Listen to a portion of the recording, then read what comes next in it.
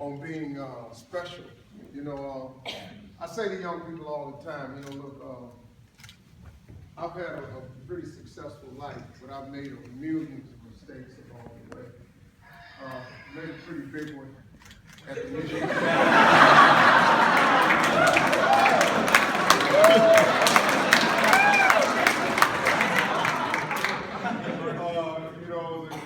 Somebody came up to me afterwards, about a week later. He was trying to take a dig at me. You know, he said, "Man, it's got to be the biggest mistake you've ever made.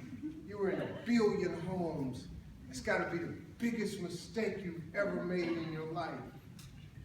And I said, "Well, you know, it was tough, but you know, I got past it." Yeah. So he walked away and he started laughing. He pointed back and laughed, and I stopped him. I said, "Excuse me, man." I said, "Thank you." He said, "Thank me for what?" I said, "Thank you for making me take inventory." Because you know what he did? When he made fun of me, when he thought he was digging me, he actually made me think about my life. And what happened to me at the Miss Universe pageant, it wasn't the worst thing that's ever happened to me. It wasn't even in the top 20. It really wasn't, man. You know, man, look, when I put back on all the jack-ups I done had in my life, man, it's a beauty pageant.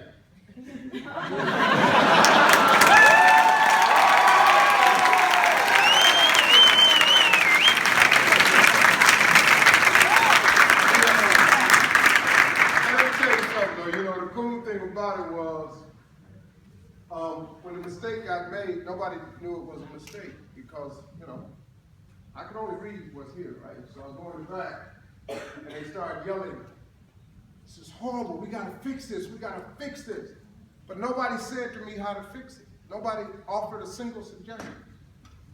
I walked out there on my own. I just walked back, because I was just going out there just being the man my daddy raised me to be. That's all I was. Just go out there and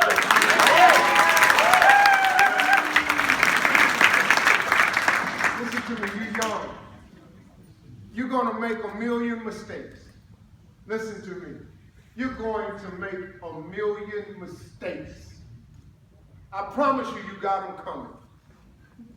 But you don't let mistakes define you. You allow them to redefine. That's all it is. So what happened to me in front of all of these people? Another guy was telling me, you're going to make a mistake in front of 1 billion people. Well, hold up. Well, first you got to be in front of 1 billion people. Which is what the average person will never know. So like you go out here and you get this opportunity to play on national TV, you get selected. They go around the country and they pick the best of the best of the best of the best. And then you go back home and the little haters, "Oh, that ain't nothing, you went over that. That ain't nothing. That ain't nothing." No, it is something. It is something. Because you were selected. Out of all of the people who played, how in the world did you get picked? How did God, in his infinite wisdom, decide that today it would be you? You ever thought about that? Ever thought about, you know, when they was in the little picking process, however they do it? You ever just trip on the fact there's a lot of people play that instrument you play?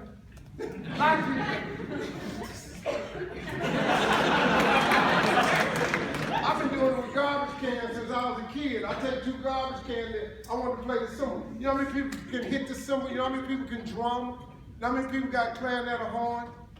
How'd you get picked, man? You ever thought about that? How'd you get picked? How did God fix it to where you got to be here today? It's pretty special. So I'll tell you how special you are. People don't really trip on stuff like this. In this world, it's about 6.5 billion people. All 6.5 billion of us have a different fingerprint. Who does it? Who can make 6.5 billion different things and make them all different? That's God. Then on top of that, your whole name, whatever it is, you're the only person that got picked in the world to come here today that plays that instrument with those fingerprints and that particular name. If your name is Dave Sanders and you play the drums and these are your fingerprints, you're the only one got picked. How cool is that? How crazy cool is that? So enjoy the big moments that happen in your life, because you're going to have them. and take all the big mistakes that happen in your life and just deal with it. Because you're going to make some more, and you're going to make some more, and you're going to make some more. You know, when I was growing up, I had a severe stuttering problem. I stuttered severely. They told me I'd never be nothing. You know, when I was 10, I wanted to be on TV. You'll never be nothing. I stuttered severely. I went up, teacher called me to the front of the class. They had an assignment to write on a piece of paper what you want to be when you grow up, right? So I wrote, I want to be on TV. So she had everybody stand and read off their name and what they wanted to be. She saved me for last. She called me to the front of the class. I went up to the front of the class. It's a horrible moment for me because I stuttered, you know. I didn't want to talk. And so she brought me to the front of the class. I thought I was going to get a gold star, you know, because I had never gotten a gold star before because I wasn't the greatest student. Like, you know, in high school, there were 695 people in my graduating class. I graduated 690. I gave them 5 people the blues when I saw it. I let them know, Jack. And when I was young, I stuttered. She brought me up to the front class.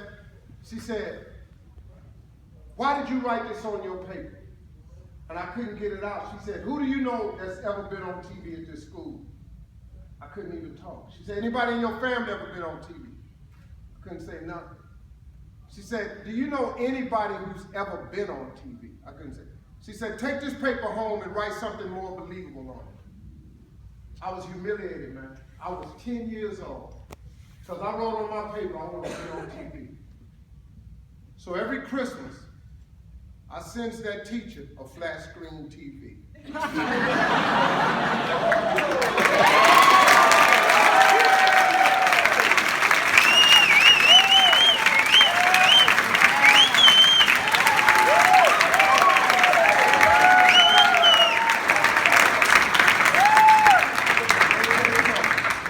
I don't want her to miss me.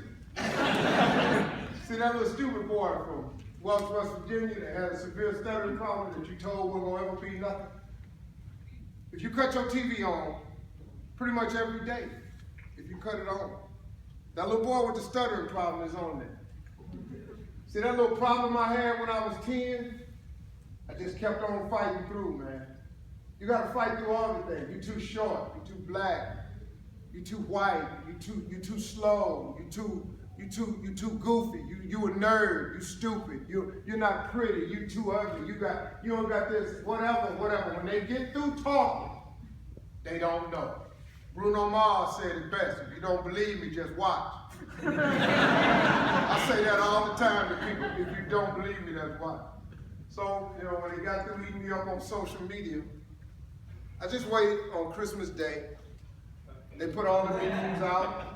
And on Christmas Day, I was smoking a cigar in my backyard that cost a lot of money to have. And my menu said, "Merry Easter, y'all."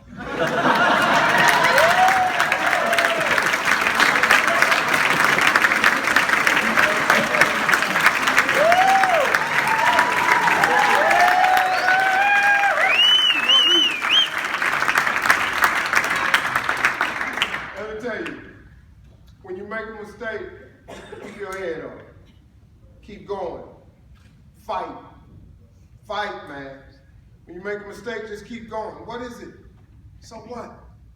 So what? Everybody on this wall standing behind you, they've made 1,000 mistakes. They still here. Your parents have made 1,000 mistakes. They still here. Yeah, man, you're going to make a bunch of them. You still here. Get up and keep fighting. Be who you're going to be. Go be who God made you to be, because they don't know. They didn't know when I was 10. See, let me tell you something. When you imagine something, this is the last thing I'll let you go. When you imagine something, it's real. Listen to me. Everything you imagine is real. Don't let nobody fool you. Listen to me. Imagination is everything.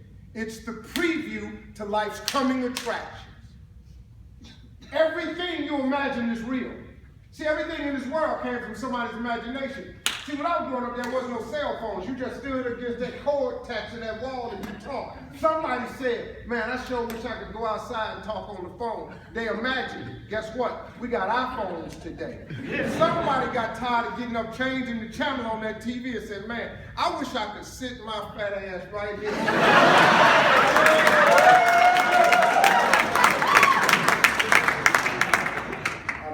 I've got a little bit of...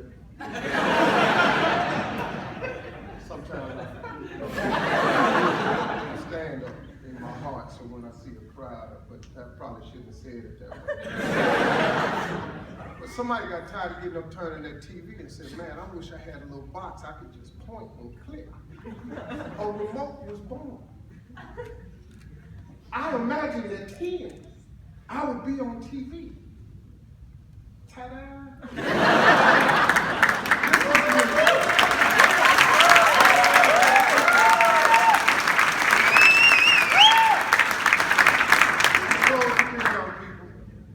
Albert Einstein said, imagination is everything. It's the preview to life coming to trash. And because it's not in your friend's imagination, don't you take it out of yours. Because if God wanted them to have it in their imagination, he'd have put it in that form. But he didn't. He put it in yours. So everything you imagine yourself to be, if you never give up, you will be just that. The problem with people is they don't believe in their imagination. They think it's hocus pocus or it's something that's fake. No, man, imagination is everything. So keep on imagining.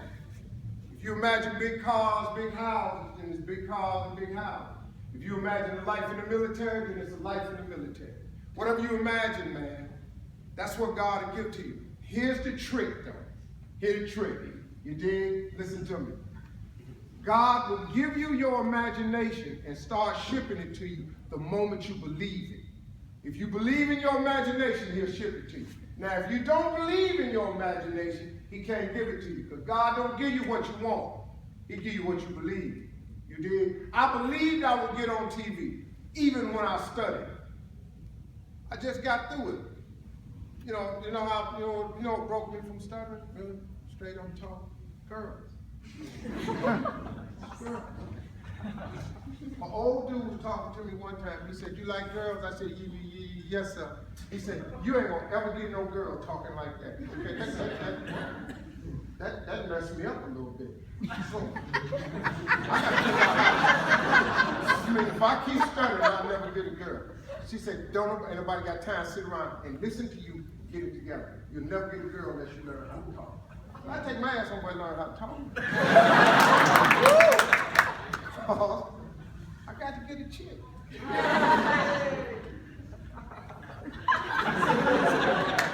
see what I'm saying?